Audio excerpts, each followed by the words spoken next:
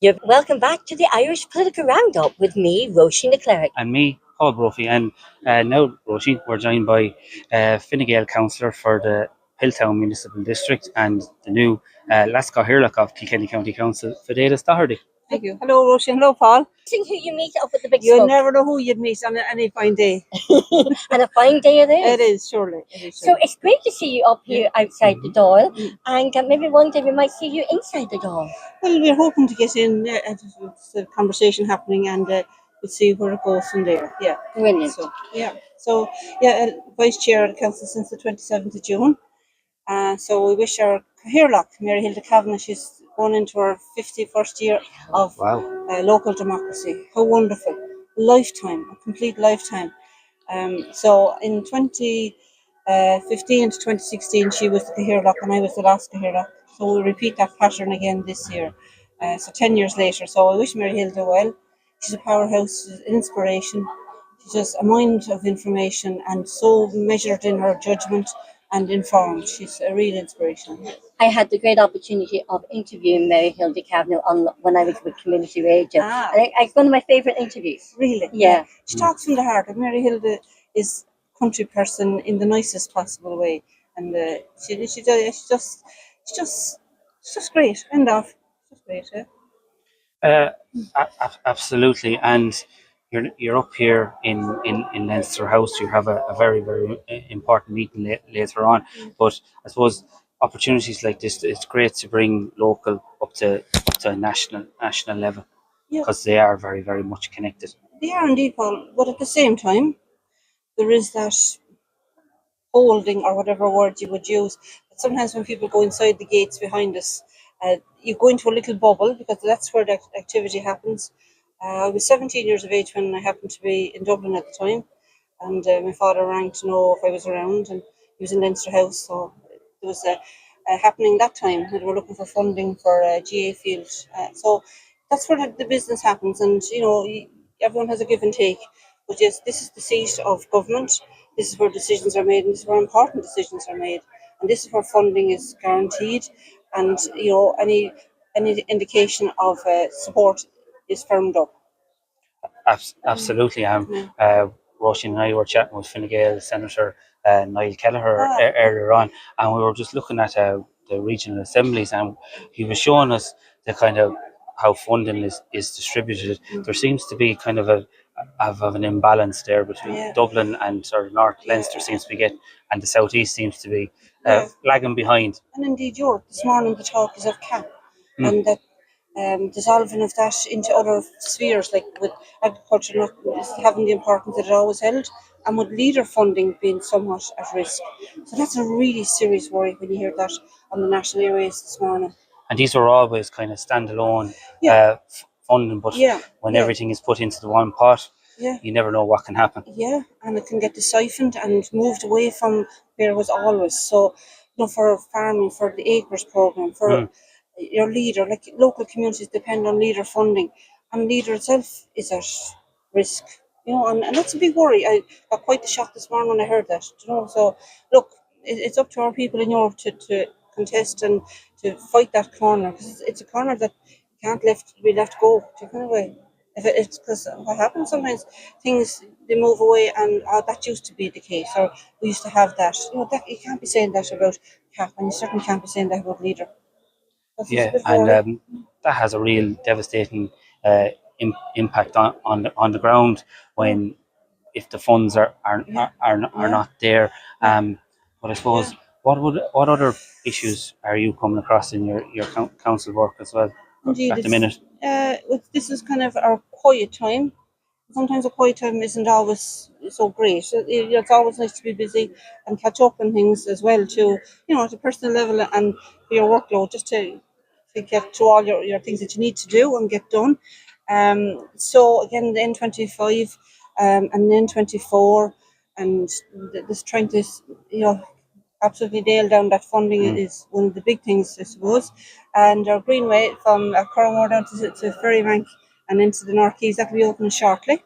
Brilliant. So it's great. Yeah, there's good things happening in that, and we have an application in with Glenmore Community Development Committee for a cafe shop in Glenmore. So wording on that will be probably very soon. So but the actual granting is later on in the year. But look, we're in the melting pot, and that's the most important thing, and others as well too. So we'll see where that brings us. And back to the N25, there was a meeting held in the Rue Glen, which is not too far from yourself. Sorry, excuse me. Recently, over 600 people attended. So Phenomenal. that'll show the level of feeling there is. Yeah, because 15,000 vehicles a day roughly pass through that. So that means there's at least 15,000 people passing through. And in some cars, there's 2 or 3 or 4, maybe young children as well. You have truck drivers, you have tractors, all that. So for 15,000 vehicles, you're talking 15,000 people. And for some of them, they're only passing through using that road for the 7 or 8 minutes when they come off the New Ross bypass into Glenmore roundabout heading for Cork. So they're never to be seen again because they're on travel. For all of us, they give you 13 turn-offs, 7 on one side, 6 on the other. So there is room for road safety. There are measures to be undertaken, and the council have indicated that they'll do that. But funding has to come from the government through the TII. So nothing happens. You can't literally put up a sign without permission. So that's kind of where that is, and it's a big one. And like while other projects are important, they are. But at the same time, the N25 is hugely important, and the N24, that progression there needs to happen as well too. Because like the N25 leads to the N24, the N24 leads to the N25. You know, they don't stand alone. No road stands alone. No community stands alone. And unfortunately, the N25 over the last number of years has seen its fair share of accidents. And we were chatting with your colleague, Councillor Cllr Fidelis, and he was telling us, Roisin, that for every one accident that happens in the country, there could be like 150 people, you know, directly impacted. So, you know, it is. Effect, and it has a huge impact. Oh, huge! And like, you know, you might be lucky to escape, but you carry emotional scars, you carry physical scars, and you carry fear. And that's the big thing, fear to coming out onto the road. Like, no one should feel like that. You should feel confident and safe, and that the road is safe. Look, it's there. You've gone to phase 2 on 2 occasions for the N25, and it needs to move forward, and it will. But sometimes you have to keep pushing, and you have to keep beating that drum, and that's the most important thing. And at local level and national level, we need national government to approve that road scheme. And you would hope by October, everything going to plan, that that's have the funding agreed. That's normally when they do those announcements, and then they're brought forward into the following year. So we have the preferred corridor. So within the preferred corridor, then will become the actual route. So tentative times ahead, I must say. But look, we're ever hopeful, and you can't take your foot off the pedal.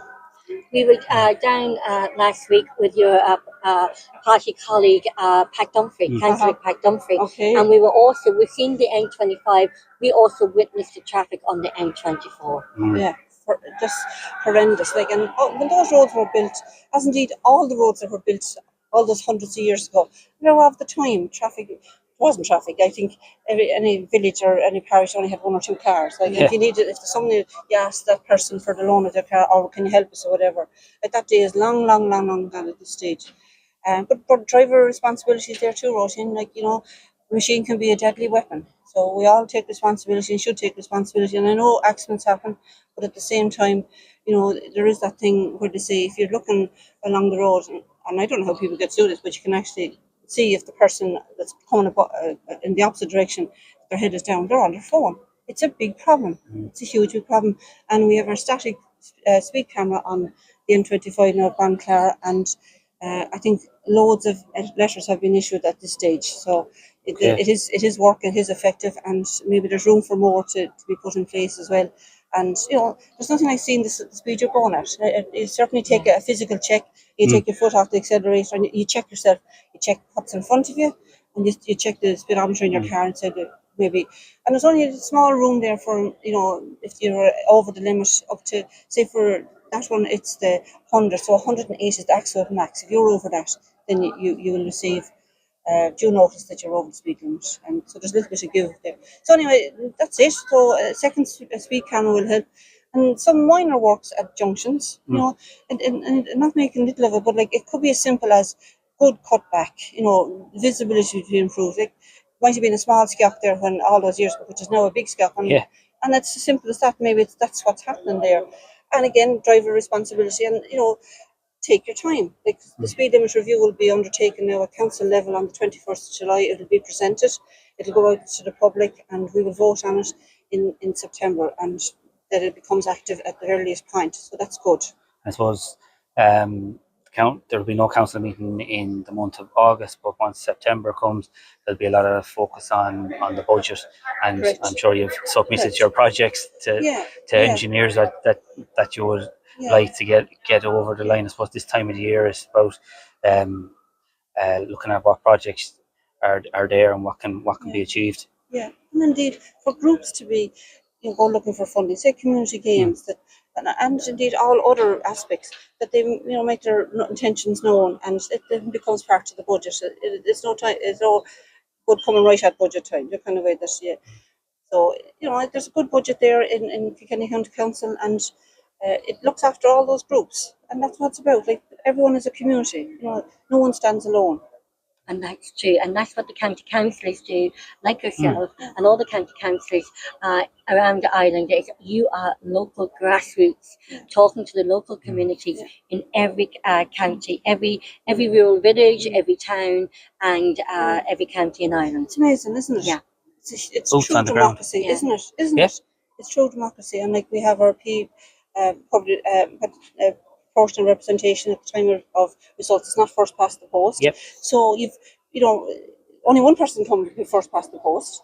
So if you have your PR, it means that people come through that that people have voted for, whether it's 1, 2, 3, 4, 5, 6, or 7.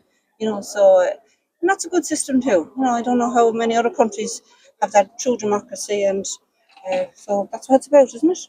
Absolutely. Yeah, and voicing your opinion and voicing the opinion of people that aren't happy with something, or speed is the big thing on roads. They can say, okay, there's driver error, but speed is the big issue. Where's everyone going in such a hurry? Take your time. Give yourself plenty of time to get there. Like to come out onto the N25 now off any of our roads in Glenmore and Stevenage area, you could be waiting and waiting, and maybe another little wait until you get clear from the right and clear from the left. Yeah. Well, Councillor Fidelis Doherty, thank you so much indeed for taking the time to talk to us. Lovely to see you both. Yeah, up here at Leinster House. You never know who you'd meet on a sunny day. You really don't. And thank you to the listeners and viewers for taking the time to watch the Irish political roundup. Bye for now.